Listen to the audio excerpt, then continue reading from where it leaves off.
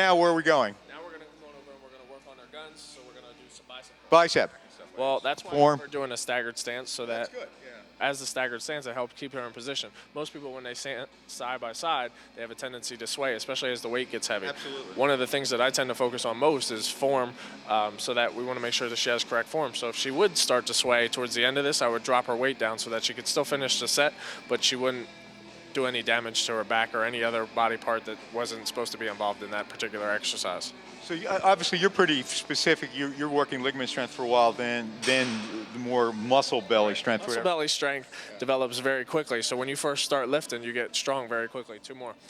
And what happens is as that muscle belly strength develops, you want to the tendency is to increase in weight. Well, what you're forgetting is that your ligaments and tendons aren't necessarily able to support that weight. Yeah. So what happens is you increase too quickly, and then you end up doing some type of damage. So if you're doing bicep curls, you might get a strain in the elbow, in where the bicep connects into the elbow down to the forearm from doing too heavy a weight, or you might get a little front delt involvement from swinging the weights if they're too heavy, and it'll start to pull on the front part of the deltoid. So what you have to really watch is your form and technique, and making sure that your ligament tendon strength can support the weight you can do.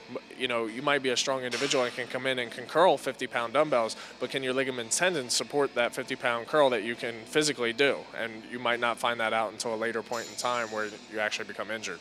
And it really messes up your workout. Yeah, and then you don't have a workout, which kind of defeats the whole purpose of the exercise in the first place. Great points. Okay, now what are we going to do?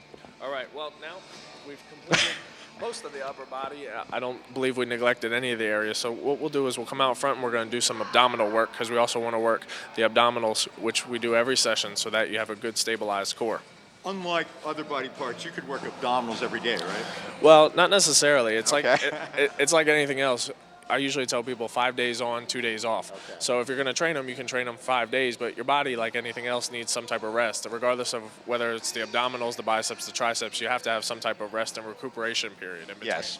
And one thing, and I'm sure you are, but one quick thing about abs, like everybody says, I mean, it's great to get the underneath development, but you got to burn off the fat to see it, right? That's correct. One of the major focuses that I stress with my clients is nutrition, because if they're not doing the nutrition side of things, you'll never see any results that you're hoping for. So you have to fix the nutrition first, and once you fix the nutrition, then you'll start to notice the noticeable changes in your definition and body image.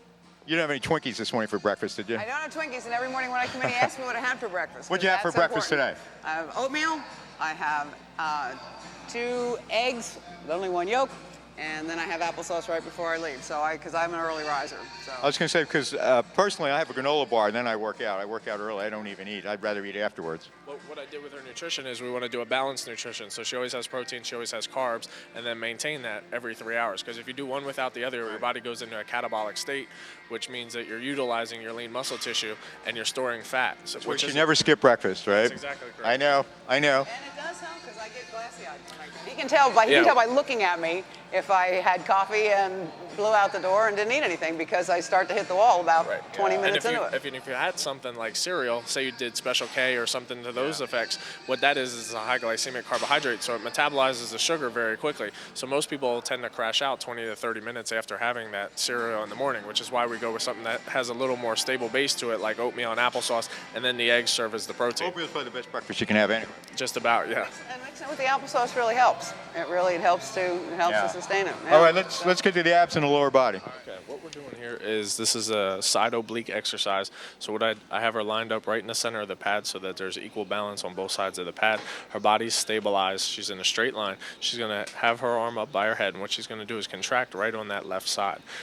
We run these for a period of time. So what we'll normally do is we'll go for about a minute on each side so that we work the obliques, and then we'll do something for the center abdominal wall as well, because you want to make sure you have equal balance on both sides, because if you do too many crunches to the front, you end up getting a pot belly. So the obliques elongates the abdominal wall, which helps stretch it out and give you a flat stomach. And if you notice, I don't have any weights in Patty's hands, because what we're trying to do is tone that area. I don't want to bulk it up or block it out.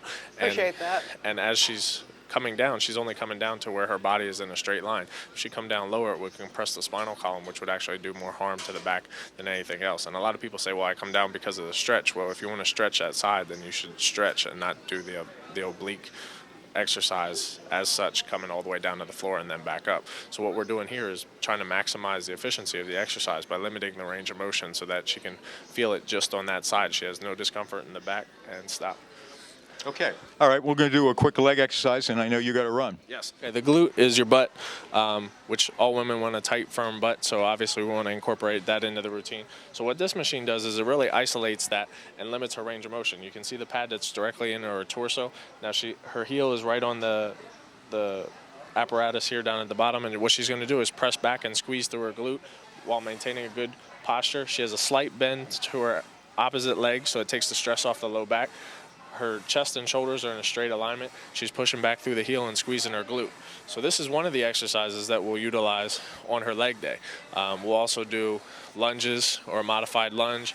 We'll also do box step-ups. We'll do inner and outer thigh and calves, of course, because when you're wearing high heels, women want to have the nice shapely calves as well. I know I see women on machines all the time working on the inner and outer thighs. It seems the most popular two exercises for legs for ladies. Absolutely. Although I see guys doing too. It's very good for guys because it's good for lateral movement. I have a lot of my athletes use the inner and outer thigh machine, and they always say, well, isn't that the girl machine? I always see females on that. And I have them do it for lateral movement because especially in all your major athletics, basketball, football, soccer, they all need good lateral movement from side to side. And the only way you can develop that is to strengthen those muscles. Well, you know, she's not really acting like a girl today. She's kind of like a girly man doing all this stuff, huh?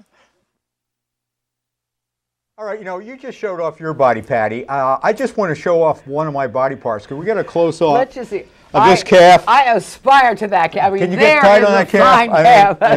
That is a good calf. I don't know if you get the camera lower. I won't have that. All right, there it is. Very nice calf. Well, anyway, See, Tony, see that athlete. calf? Anyway. Hey, that was a great We thing. did have a home viewer.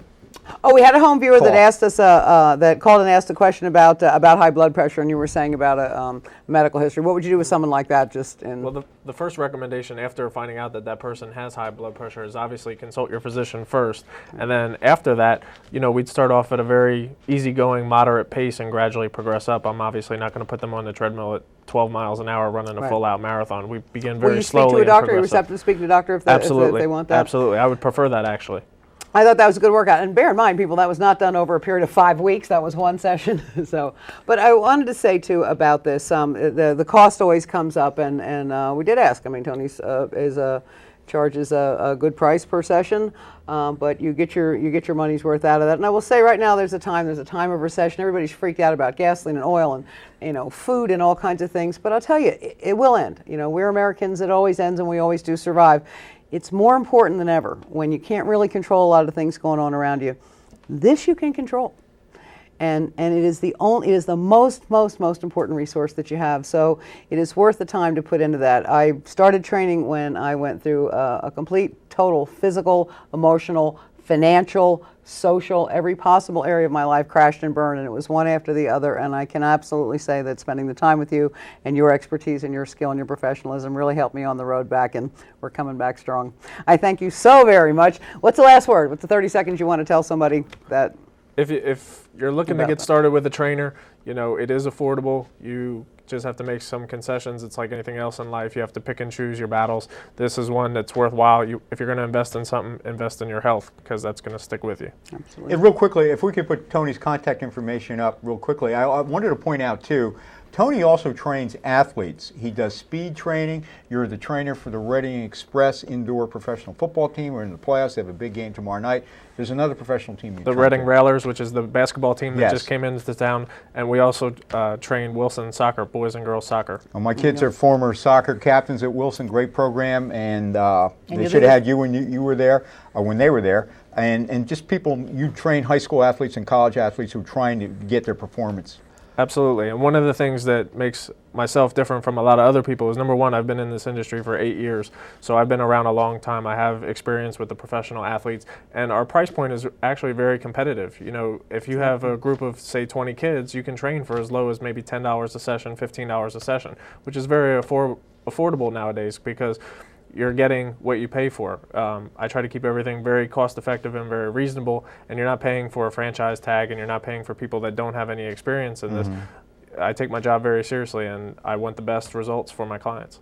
All right. Hey, it was a pleasure meeting you. Continued success. And I know Patty's a tremendous over at fan Colonial of you. Hills, and- you do- all right. you do have a couple So we of hours encourage during our the home week viewers, check out Tony at Colonial Hills, and he'll certainly give you a killer body by the fall. And I'll be back in a thong in September. All right. In the meantime, we have to move on to our world famous top fives. Marcia pre-taped hers, and so hopefully we can show that now, and then we'll come back to mine live.